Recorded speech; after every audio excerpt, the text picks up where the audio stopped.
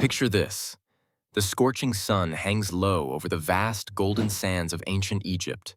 The wind carries whispers through crumbling temples and forgotten tombs. A land ruled by gods and men, where power wasn't always held in swords or stone, but in names, rituals, and divine association. Among the long list of pharaohs, some immortalized in massive pyramids and golden treasures, there exists a shadowy figure almost lost to time.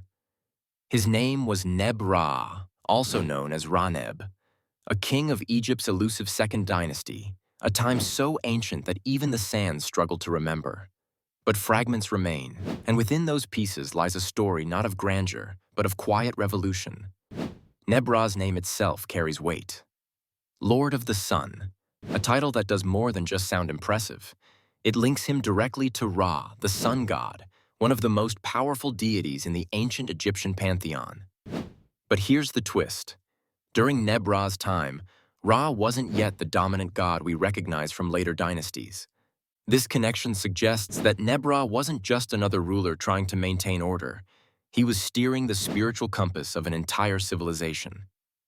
Historians believe his reign may have marked a turning point, a subtle but significant shift in religious ideology.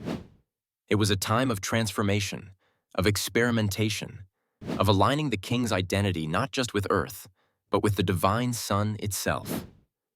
We know Neb-Ra ruled over 4,700 years ago, but how long he sat on the throne is still debated. The ancient Egyptian historian Manetho claimed he ruled for 39 years, a figure echoed in some early records. But modern archaeologists and Egyptologists believe it was probably closer to 10 to 14 years. Still, in the grand timeline of ancient Egypt, even a short reign can echo across millennia if the ruler left the right kind of impact. And that's what makes Neb-Ra so fascinating. Not what he built or conquered, but the foundational changes he may have inspired. The kind of changes that don't just alter kingdoms, they alter belief itself. Despite the mysterious aura surrounding him, we do have traces, physical, tangible clues that confirm his existence. His name appears on fragments of stone vessels, clay seal impressions, and shards of inscribed artifacts. These were unearthed in sacred sites like Abydos, Giza, and Saqqara, places where history bleeds through every grain of sand. But these inscriptions aren't just inventory or administrative records. They depict ceremonial imagery, cultic symbolism, and links to deities like Bastet and Seth. This isn't random. It reflects a deeper effort to unify or diversify Egypt's religious practices. Raneb, it seems, wasn't content with the status quo. He embraced spiritual innovation. One of the most intriguing parts of his reign involves the rise of new religious cults. Raneb is credited with introducing or popularizing the cult of Mendes, a sacred goat associated with fertility and creation. Strange as it sounds today, this wasn't just a religious whim. In a time when survival depended on agriculture, fertility, and seasonal cycles, these animal cults were spiritually and politically powerful. But Raneb didn't stop there. He also supported the Memphis bull cult in Heliopolis and the Apis bull in Memphis, each representing different aspects of divine strength and continuity. These weren't just symbolic animals. They were living embodiments of gods, paraded, worshipped, and buried with ceremony.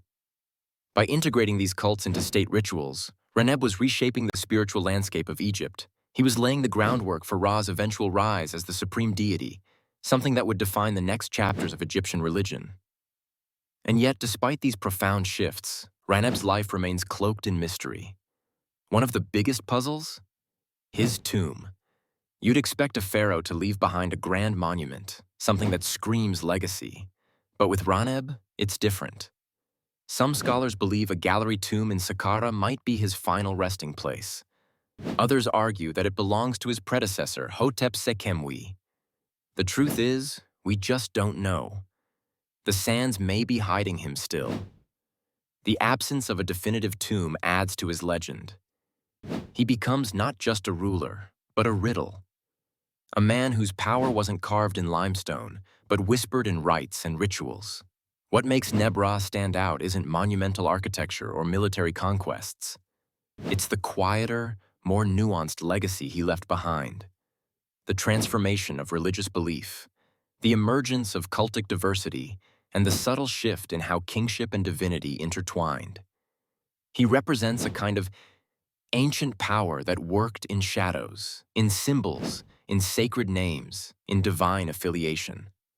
Through Raneb, we glimpse the roots of something far bigger, Egypt's transformation from a land of local gods to a civilization unified under a cosmic order centered on Ra, the sun, the giver of life. This is what makes his story so compelling. In every fragment, every seal, every faded inscription, we get a glimpse of a society in flux, a society trying to figure out how to balance earth and heaven, how to define power not just through force, but through divine harmony. Neb-Ra might not be as famous as Ramses or Tutankhamun, but his contributions are no less significant. He was part of Egypt's early experiment in crafting a spiritual empire, one that would outlast nearly all others in human history. And that's the beauty of ancient Egypt. It's not just about pyramids and gold masks. It's about people like Raneb, half lost to time, yet still guiding us toward deeper questions. What does it mean to rule? How does faith shape a nation? And how do we preserve legacy in a world that's constantly being buried and reborn? Neb-Ra's story, scattered though it may be, reminds us that history is never complete. It's a puzzle we're still solving, one piece at a time. Because sometimes, the most powerful kings are not the ones etched into stone, but the ones hidden in the spaces between. The ones who changed everything, not with noise, but with whispers carried by the wind across the desert, still heard today by those who choose to listen.